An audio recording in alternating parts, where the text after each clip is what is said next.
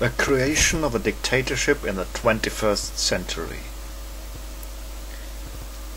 The point is, a lot of people have the idea that a dictatorship is created with stormtroopers marching and parading through a city with a nasty looking dictator standing on some balcony holding some terror speech with troopers and policemen slamming your door and controlling you. We have this vision from George Orwell's 1984 in mind, where an all-powerful government controls with military and police troops in the streets your life, where you suffer and where you are possibly abducted and overwhelmed by forces of the state.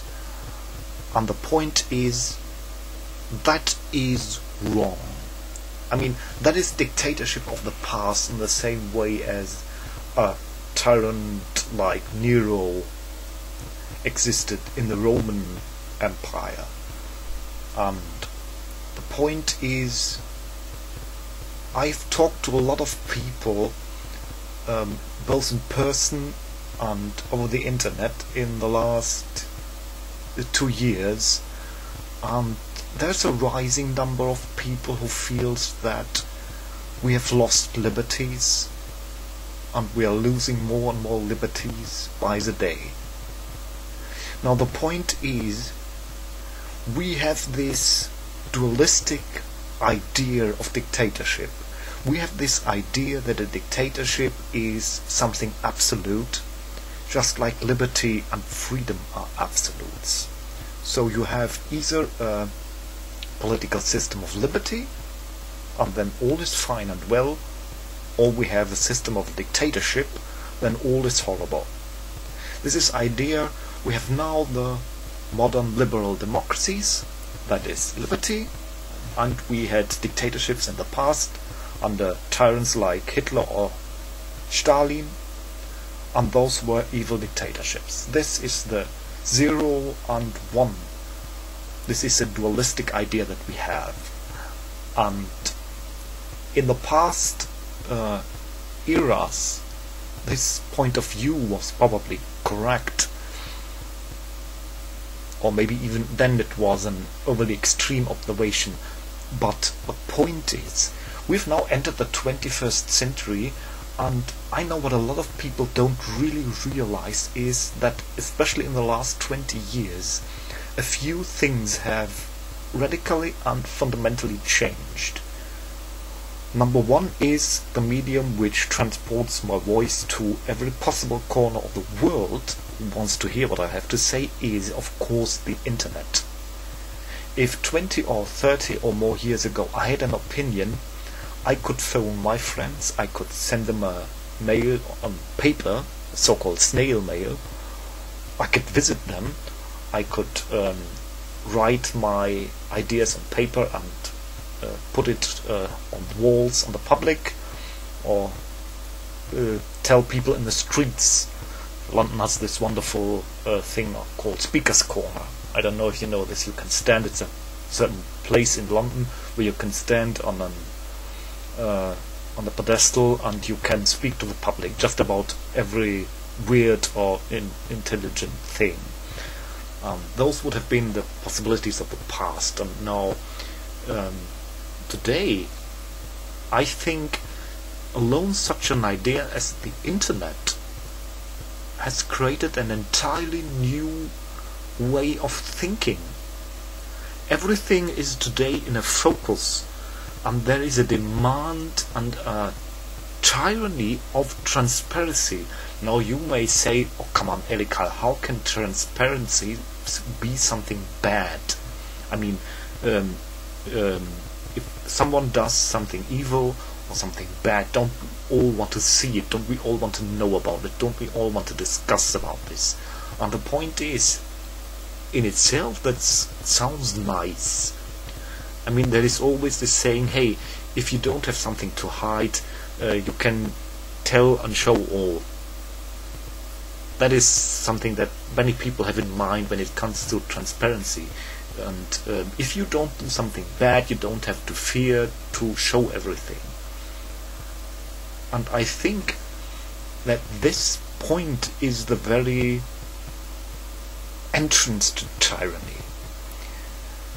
I'm coming back to that later in my argument. It's just one small step, one small reality which you have to highlight to understand what is going on that we are not just entering a new era of some kind, but we actually enter a sort of tyranny, a sort of dictatorship.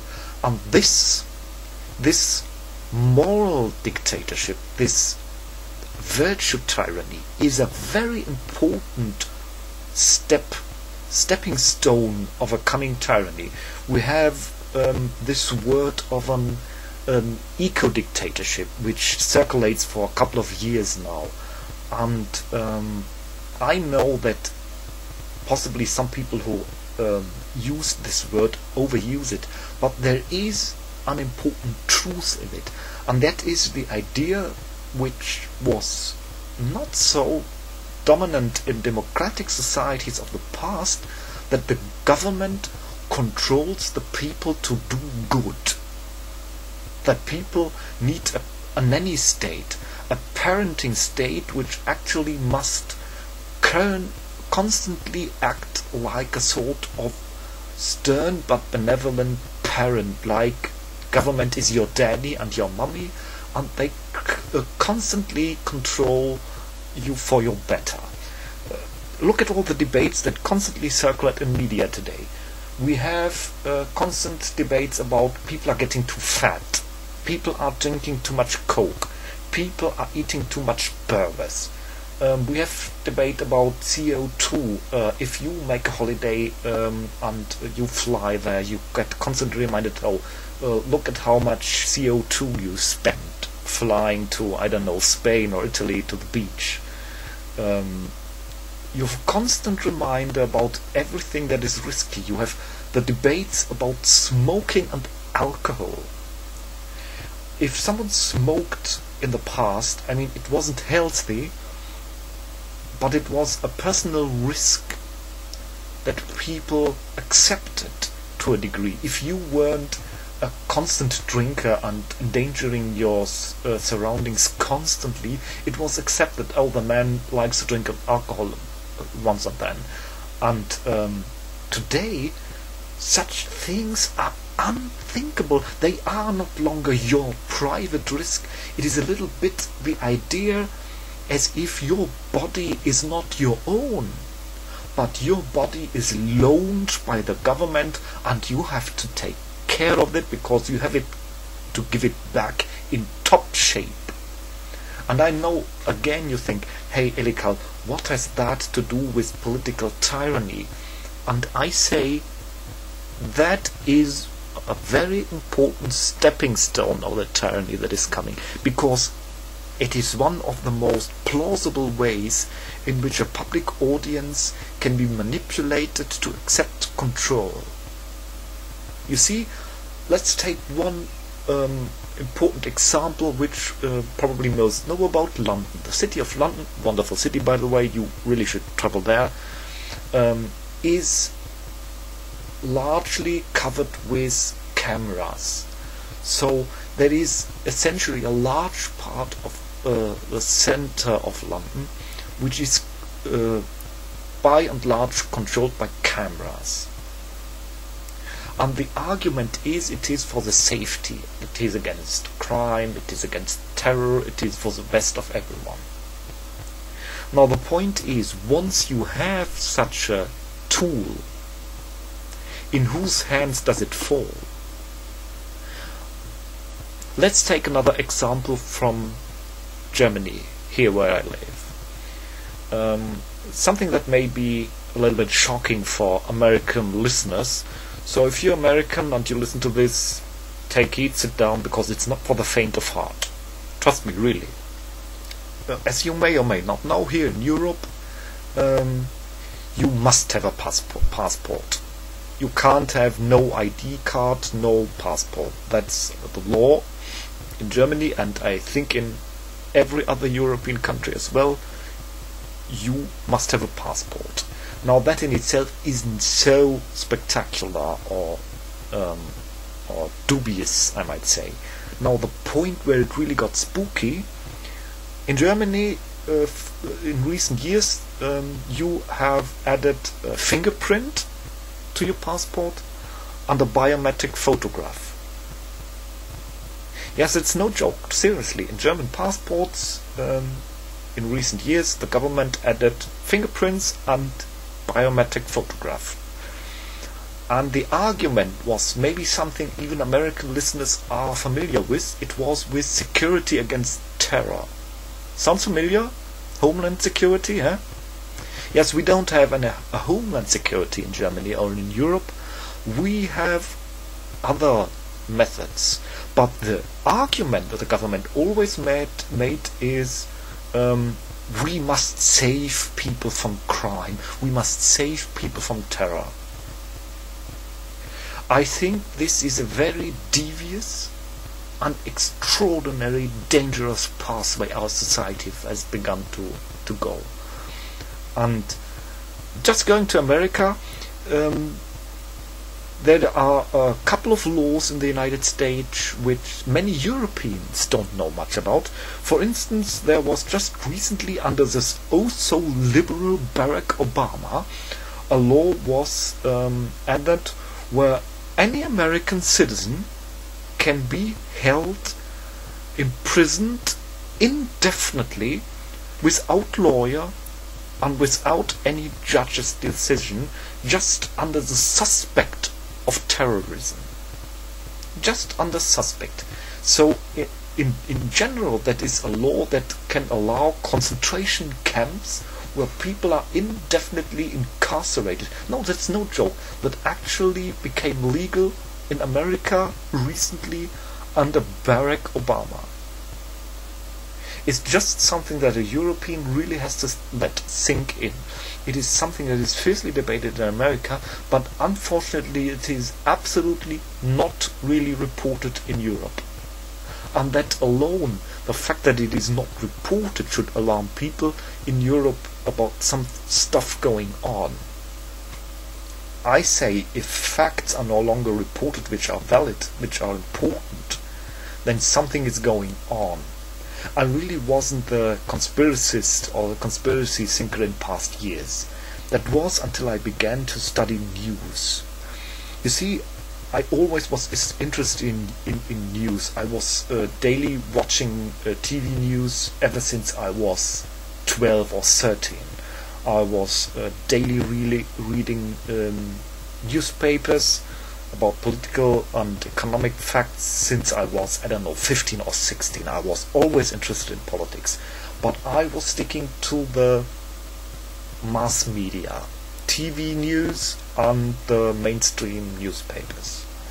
Now the point is, especially in recent years, as soon as I started to dig the internet for real facts, proven facts, I began to realize that in the last few years, especially the TV news, are bullshit.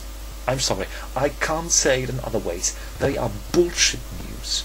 They bring you just some bollocks about, I don't know, the G20 meeting is recently. There was our Chancellor, Miss Merkel, there were Obama and the 20 most influential and important governments were meeting, and they bring 10 minutes of hogwash about who said what and nothing substantial happened. I mean, that's important to know, but there's a lot of stuff you really should know about that you are not informed, or, which is worse, you are informed in those 5 or 7 second sentences. You know, the point is, we live in a very complicated reality. We have complex systems of politics, and we have the overly complex systems of economy. Now the point is, a lot of people, both in the United States and in Europe, know so little about economy. And that's really a pity. I mean, when I went to school, I learned some basic facts about economy, some basic facts about politics, and I learned a lot about literature. I learned a lot about German authors. In English, I learned about English authors. I learned a lot about chemistry, about physics. Heck, in school I learned basics of quantum physics. That's no joke. I learned so much about biochemistry. I mean, that was all nice and fine. But about the most important thing in our reality, economy, I learned close to nothing. Now, the point is, I think our children learn a lot of superfluous stuff, a lot of shit. I mean, seriously, quantum physics certainly is interesting, or higher mathematics, but that is all hogwash. Nothing of that is anything we need in real life. Nothing is that we really need. If I want to study physics later, if I want to study biology or chemistry, that is something I can learn later. That is something I can specialize in at the university if I really want to study that.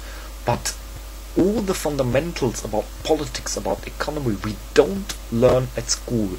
And in my very personal opinion, that is not coincidental, but that is on purpose. We are not supposed to understand this. There is a wonderful sentence from Henry Ford who said, I just can paraphrase it, is if the masses of people would understand our economic system, we would have a revolution before tomorrow morning. That is what Henry Ford said, and I think that really hits the truth, absolutely. The point why, if you follow the ongoings in politics and in economy, like I do, I think you will so often sit in front of your computer reading news and you wonder, why the heck is there no revolution? One of the things going on in America is with that Homeland Security and the Political Act and the Occupy movements, and we have similar ongoings in Europe on a bit different level. That is the so-called European Stability Mechanism, the ESM. That is a law that is currently passed in all European governments, and which creates a sort of super government, a sort of financial ministry, a European financial ministry, and this or financial office, and this European financial office, which is created, has zero democratic control. The people in that organization can never be controlled by police, can never be controlled by any outside force. They can never be brought to a court under any circumstances. They must not be controlled, they cannot be observed, they can work under absolute secrecy, they can raise indefinite money from any European nation without any democratic control. None of the members of the ESM is elected or can be elected out. It's a quasi-financial dictatorship. And these are not just my words. One of the most important taxpayers organization, the Bund der Steuerzahler in Germany, the organization of taxpayers, has called this a step to financial dictatorship. Many other important people, not just some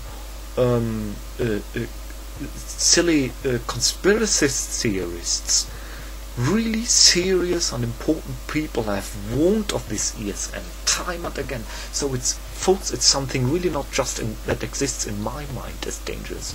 It is a dangerous opening for the creation of an office that can raise indefinite money, that cannot be brought to court, that cannot be controlled by anyone. They are not responsible to anyone. They are not democratically elected or legitimized in any way.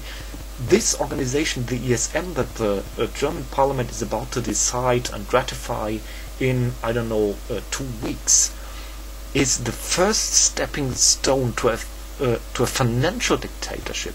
There is this, the American Revolution, the War of Independence against the United Kingdom, was founded, among other ideas, among the idea that there was no taxation without representation.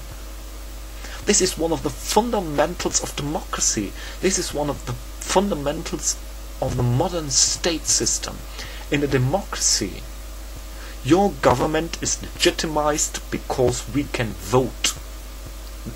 The right for taxes are solely lying with parliaments. In a parliament there are sitting people elected by the people. We vote these guys, or we can vote these guys. And they're sitting in a parliament, and they can raise taxes, they can take money from us, they can take away a part of what we own, and we say, okay, this is legit, because we can vote these guys, and if we don't like them, we can elect someone different next time. That is the cornerstone why a democratic government has the right for taxation and taking money from you. This is the legitimate way in a democracy. And the ESM, the European Stability Mechanism, which is voted in European countries and in, I think, a week or two, the 29th, so in 9 days from now, which is decided in Germany and in the other European nations, is destroying that fundament. The ESM office is not elected, and it cannot be voted away. We cannot choose other people lead the ESM. They can work under absolute secrecy. They must not tell anybody their doings.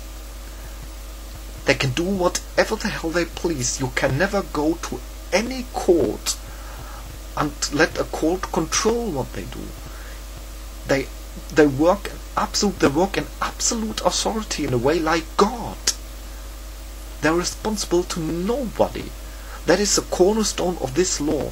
And they're taking money. It's not taxes, but they take the money directly from the government. Everything the government takes, the ESM can take away. And in indefinite height, they can take limitless amounts of money and demand it from a member state, and the member state cannot say no. And there is no way to exit.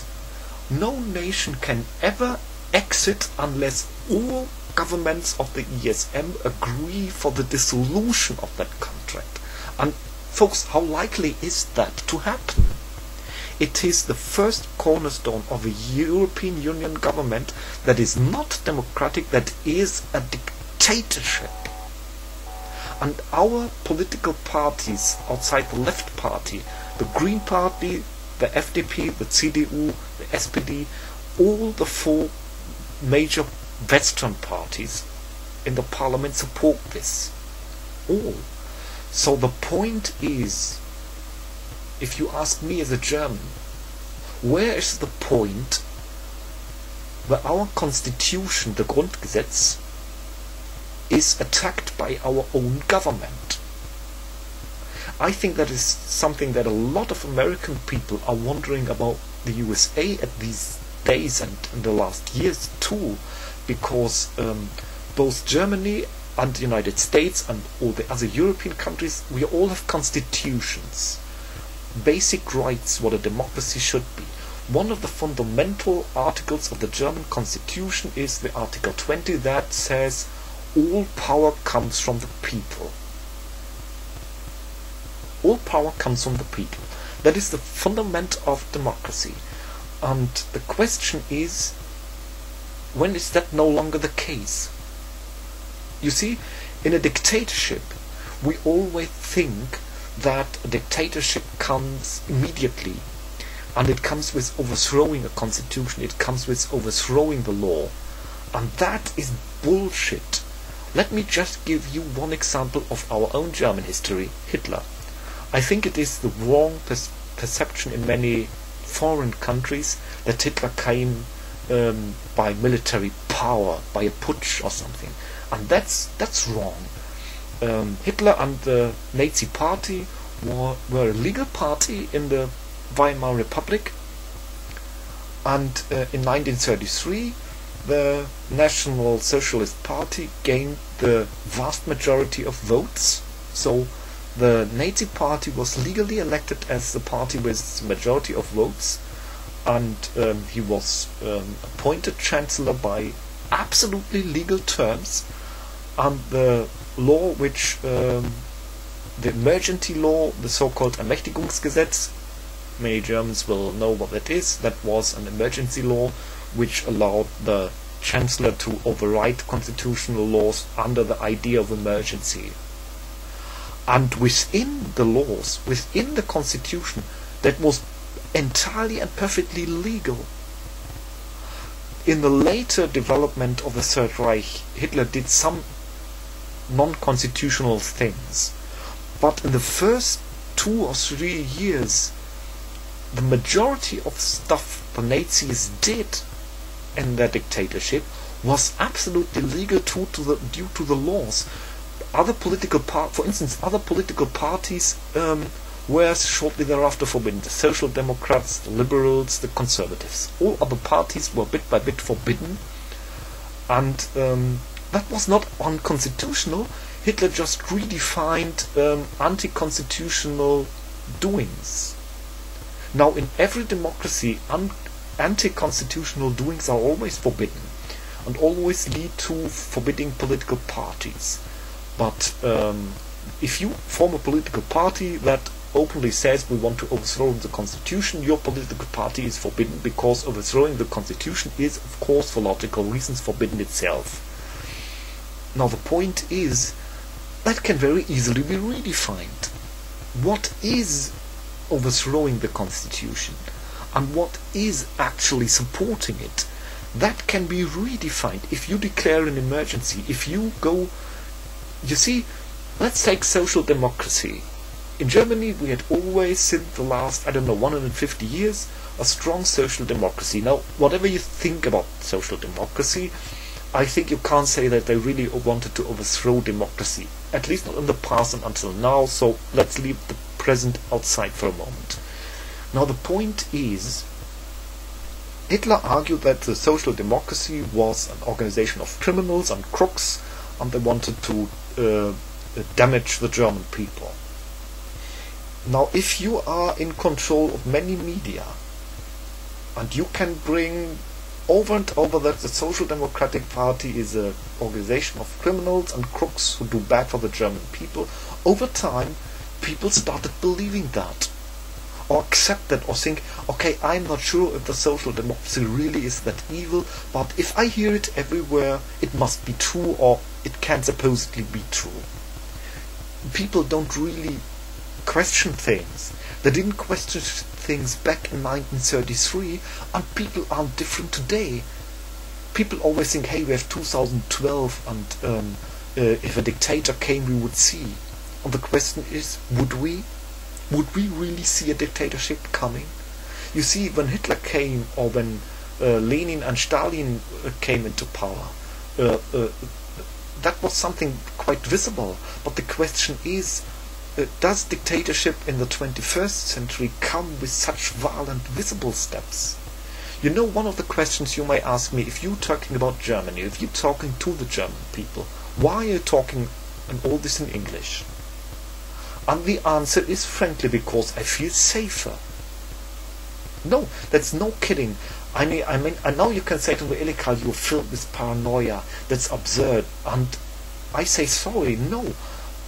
By all we know, such a great part of our own government's forces are already working and undermining our own constitution, are already have accepted the destruction of freedom, the destruction of democracy as a necessary process, that we are living in very, very dangerous times. I mean, I don't expect that stormtroopers or police comes tomorrow and incarcerates me for speaking this YouTube thing.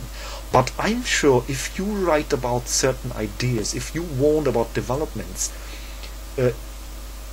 you are very easily come into focus. I mean, in the past, in the East Germany, when the communists still had East Germany under control in the Warsaw Pact, there was the GDR, the German Democratic Republic, the DDR. And they had an organization called the Stasi. This was essentially an internal security organization which in great detail controlled its own people. And now you may ask the people of, I don't know, how many people at the GDR, 20 million Germans, I don't know, I can just guess, let's say 20-25 million Germans. How could they all be observed? Of course not everyone was observed, but Stasi observed a lot of people. And a lot of people today, especially younger people who haven't experienced the GDR anymore, are wondering how could a government like the GDR control so many people. And the answer is, of course, by collaborators. There were enough people willing among the people to betray their own friends, to spy on their own neighbors. And that was even before handy cameras and internet. Now today we have internet, we have Facebook, and we have handy cameras. Almost everyone today has a cell phone, and almost everyone has a camera in his cell phone. It's handy, as we say in German. The cell phone camera can observe everything. No politician, no movie star, no person of any public interest can do anything anymore without being photographed, filmed, and put on YouTube and put on Facebook and put in the internet media. Nothing. And the point is, okay, how far do we let this tyranny of moralism and virtue go?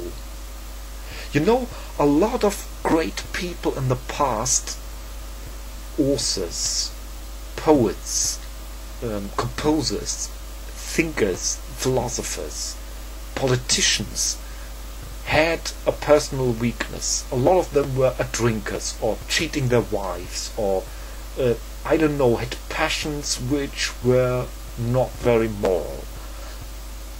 Some of our greatest thinkers, of our greatest poets, of our greatest politicians were drinkers, smokers, crooks. In personal life they had a very not moralistic lifestyle, and still they so much contributed to basic stuff. I mean, I don't want to name people because it always involves the risk that people are personally offended.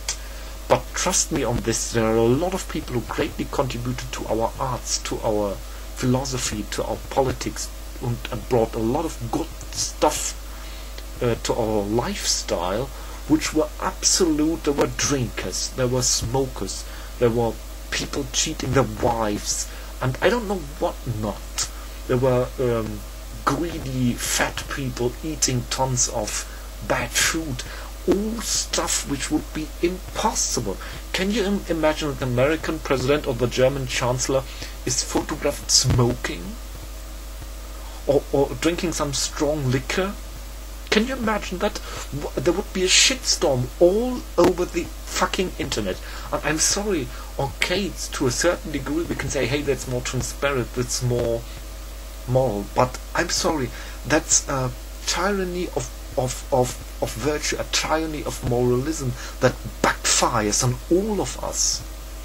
You see, I just recently heard that in New York, I think it was, there's a law passed or considered, I'm not sure if it already exists, which forbids people going to the movie to drink large bottle of Coca-Cola.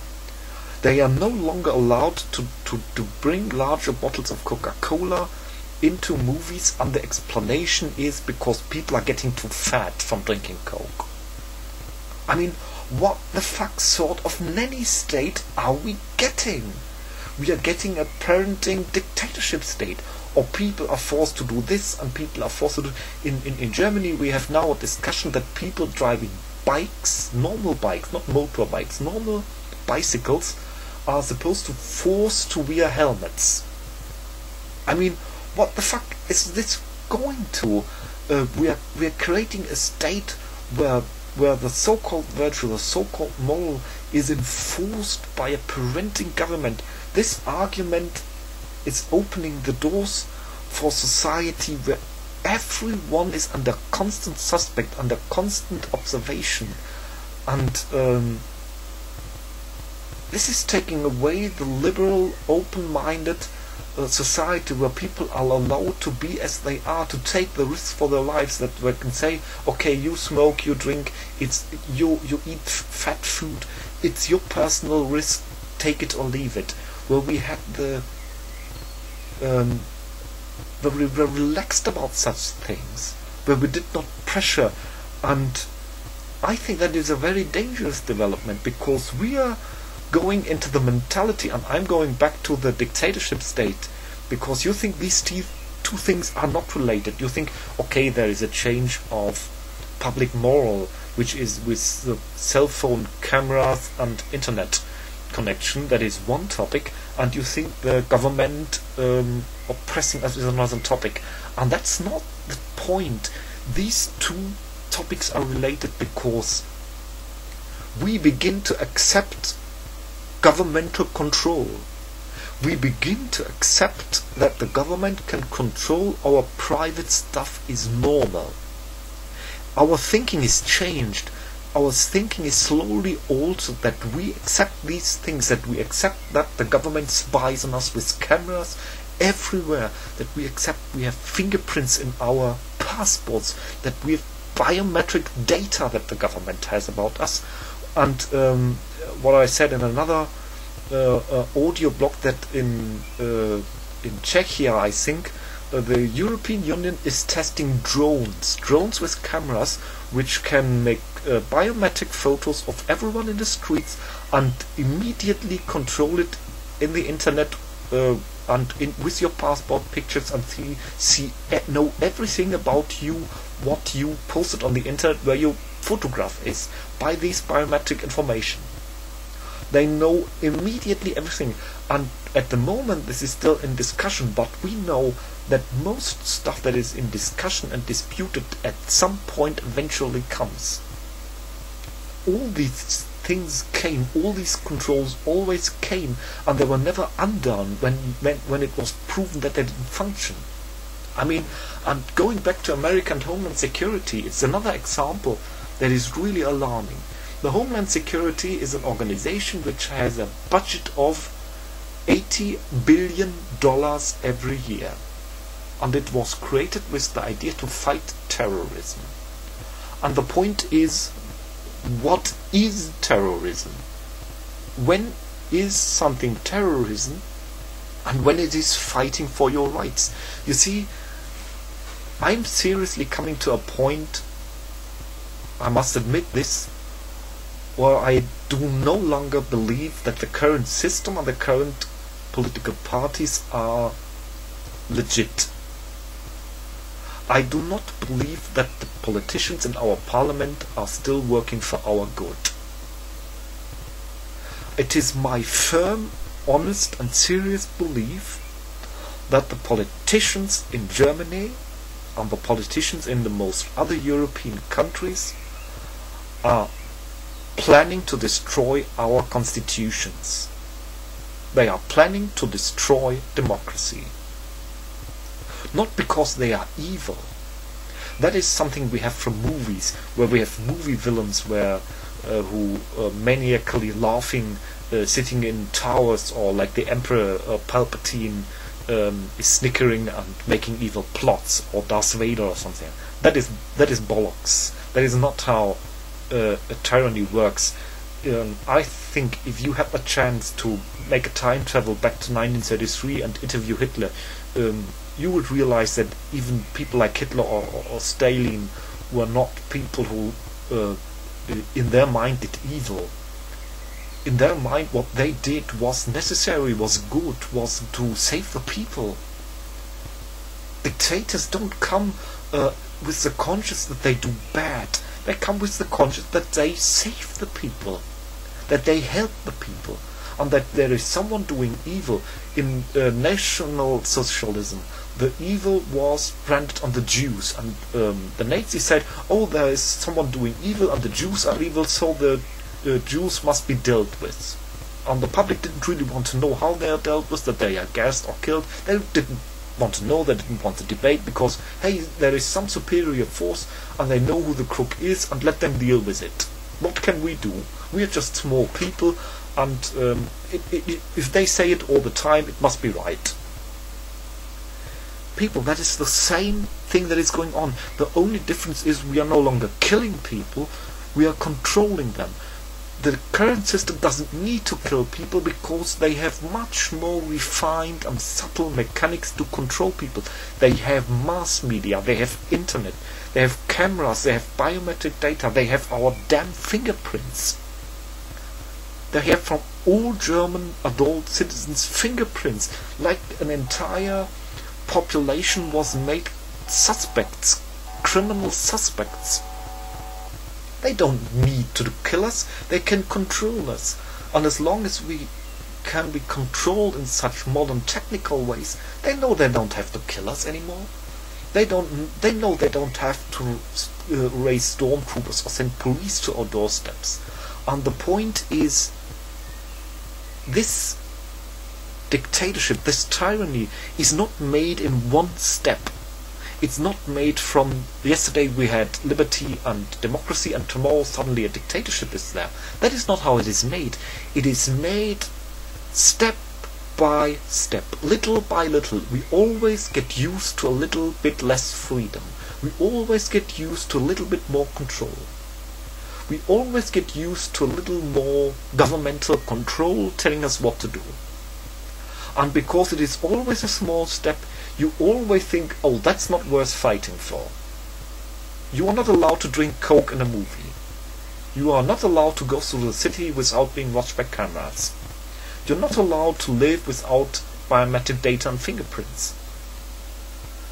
And suddenly, oh, we have a euro crisis, and because of the euro crisis, people suddenly accept that there is a non-democratic organization which can indefinitely raise money, the ESM, the European Stability Mechanism. We accept this because, oh, there's a crisis. Yes, the crisis is very dire, and it's possible, justified to undo democracy. One of the members of the ECB, the European Central Bank, Jens Weidmann, I think is his name, who's also for the Bundesbank, has said that the ESM organization must, in emergency cases, have the power to nullify a parliamentary decision in nations. So one of our highest bankers in Europe openly said that the ESM should have the power to override any national parliament in a so-called emergency. Folks, that is not something some backwater conspiracist talk. That is what one of the influential persons involved in the ESM said. That, I mean, even Chancellor Merkel half a year in the Greek crisis suggested that there should be a sort of governor sent to Greece which controls the the Greek government. It was dropped at that time, but you see, that stuff is still in the debate. If it is a single person or it is a gremium, an office, is not making any difference. They are openly discussing now that parliamentary decisions are destroyed, are killed, are taken away. You really can Google for this in the news. That look for Jens Weidmann and the ESM. It was just recently, a few days ago, in the news, and there wasn't much objection against it. There wasn't a large outcry in the European Parliament or in the European Commission, no one was really speaking against it and saying, oh, that's horrible, how can you say such a thing? And from that fact you can take that the mood is already going in that direction, that we actually establish offices that under the claim of a so-called emergency can override the decisions of a parliament. And these offices are not controlled by anyone. They are filled with bankers, they are filled with commissioners and governors which nobody has elected and nobody can vote out ever. And it is a law that has no exit solutions. It is a contract which has no way to exit ever. And the point is, where I'm asking myself, when I see that my government and our political parties are actually destroying the constitution, what can you do? They have so much power behind them. They have the police, they have the military, they have the, how shall I call it, secret agencies. That's a little bit a shady name. The Bundesnachrichtendienst, the Verfassungsschutz.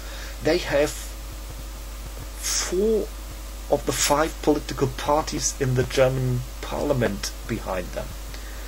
They have a majority of the mass media behind them. I mean, let me make one example, which is possibly very familiar to most Europeans.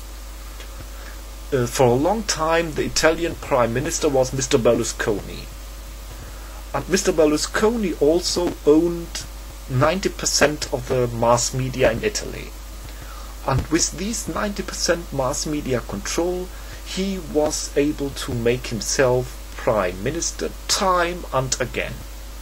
It was impossible in Italy, as long as Berlusconi reigned, for any other party than his own party and his allies to ever really get to power.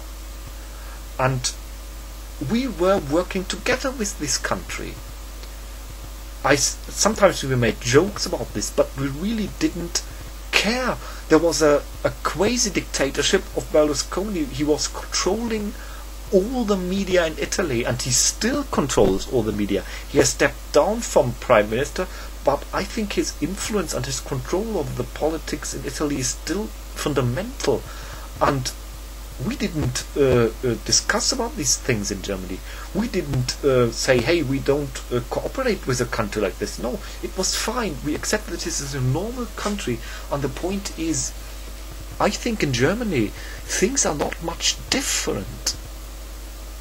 We have the Springer group, we have the Bertelsmann group, and we have a handful other big media groups, and they heavily influence the public opinion. Not to speak, we have public TV, the first and the second TV, the public TV programs, which have tons of money directly under governmental control. We have a strong influence from our media on the public here in Germany, and I think it's not much difference in other European countries. People are manipulated, so we have a government which is supported by 4 political parties.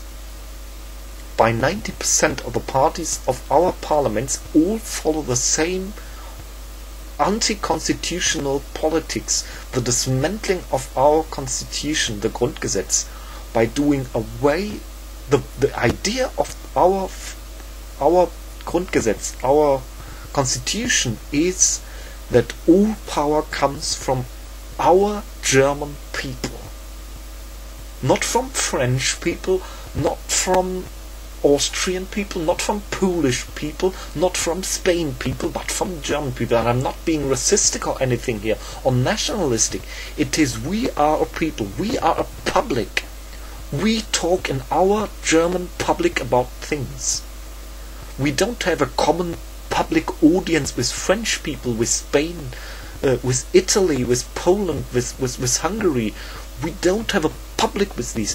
It's not disrespect, it's not disregard, and it's not evil nationalism when I say we discuss our matters in our public, and that is the basic sum of people who can form a democracy. Only a common people can form a democracy. There is no European people, there is no European public. If we had one language in Europe, if we had one public in Europe in a way that America has one public, then we could form a government, then we could form a parliament that would make sense. We don't have a European public, we don't have European newspapers, we don't have European politicians. I mean, we have a handful of people in the European parliaments, but they're all national politicians. We don't know what's going on in other countries, not by a long shot. That is not working. That is not evil nationalism or evil chauvinism. If I say that's not possible, if we develop a European public in the next 50 or 100 years, we can think about establishing a European democracy. But at the current situation, any European government would not be a transparent democracy. We cannot just unite people by force. That is what's going on here in the European Union is something fundamentally criminal. They are overthrowing democracy, they are overthrowing our constitutional rights, and all groups within our society which are in charge, the police, the military, to a larger degree the courts, the media, the political parties, they're all working together to achieve this, not because they are evil, but because of an ideology that there is an emergency situation, and that this emergency situation can only be solved by creating a new order. And we are bit by bit, step by step, used to the fact that our government controls more and more, from our everyday life up to our financial situation, without our consent, without us being asked. There is a fundamental, very, very dangerous change. Now the point is, what shall I do? Shall I go to the parliament and shoot them down? What would that change? I mean, seriously, no, I'm absolutely dead serious about that question. What can we do? We can go to occupy protest marches. But what does that do? Everyone who is old enough remembers Chancellor Kohl. Chancellor Kohl did a lot of things which the majority of the German people did not support. I know there were at some times hundreds of thousands of people protesting. There were sometimes millions of people protesting. Or even Chancellor Schmidt from the Social Democrats. The vast majority were against the placing of American nuclear weapons on German ground. The so-called NATO Doppelbeschluss. The older people will remember this debate. Or the anti-nuclear plant movement in the 1980s, a movement which is still very active. A vast majority of Germans were against nuclear power, even back then. But the government didn't care. None of these political parties cared. There were hundreds of thousands protesting against them, but it didn't make any difference. Or the people in Stuttgart, they protested. Tens of thousands of citizens from the city of Stuttgart protest for years against the, what is it, Bahnhof in English? Well, nothing that. But you know what I'm speaking about, the Stuttgart 21, the train station, I think it's called.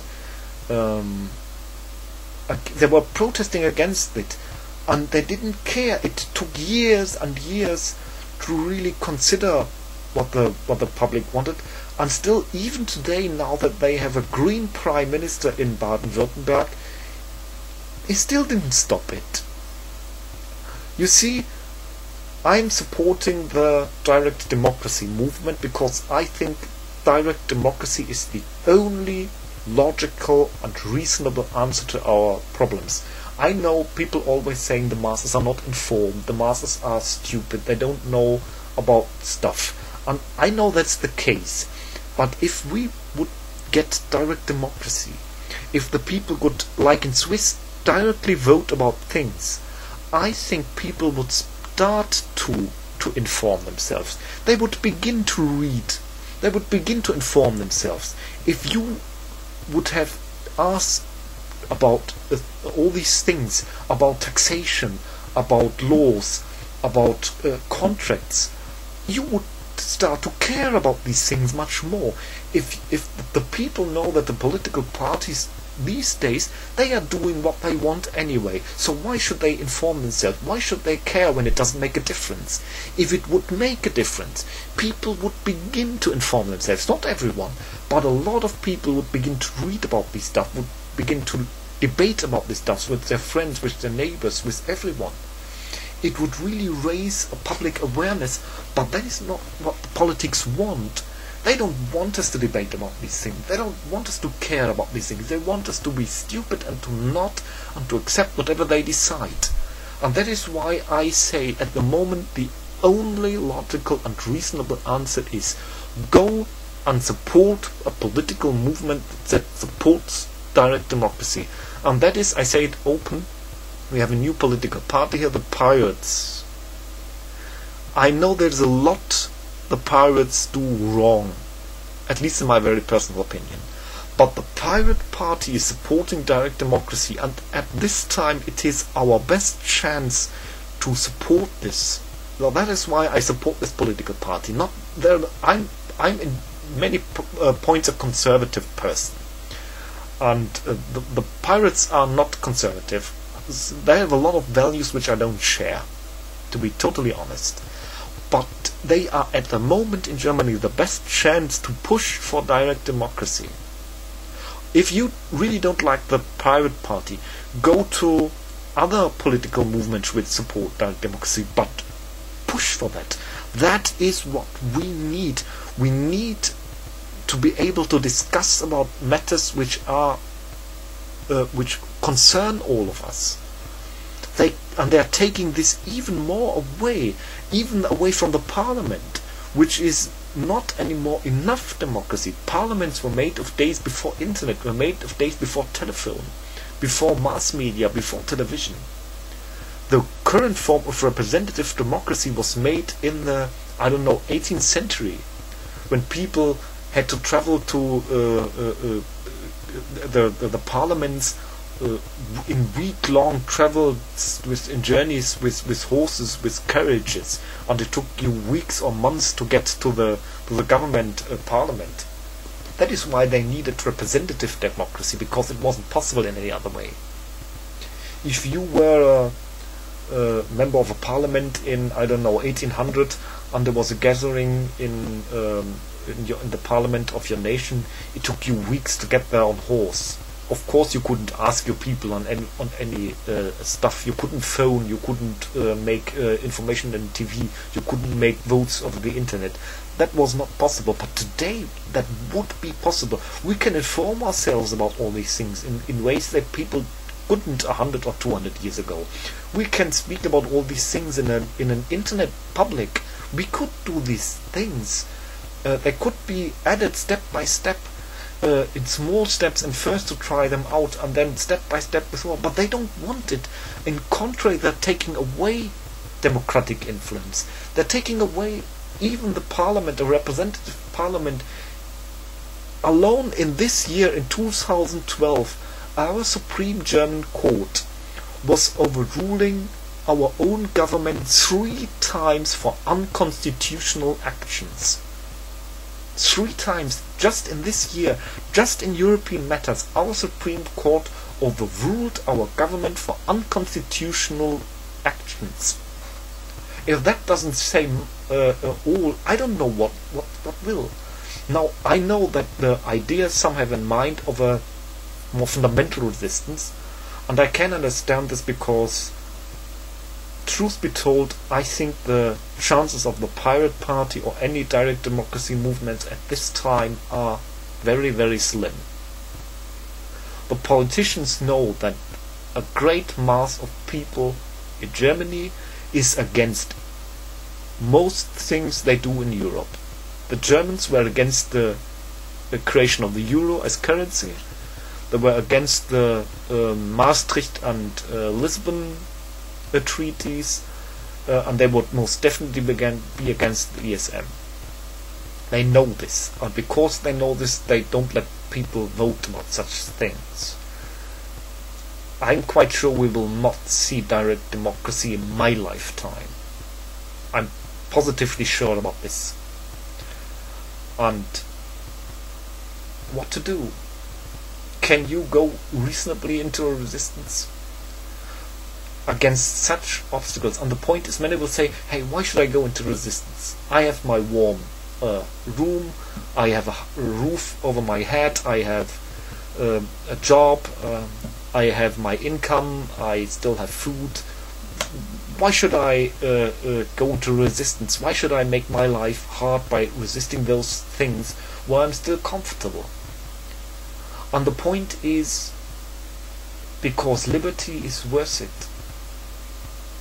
Liberty and democracy, real democracy, not democracy by name, are worth fighting for it.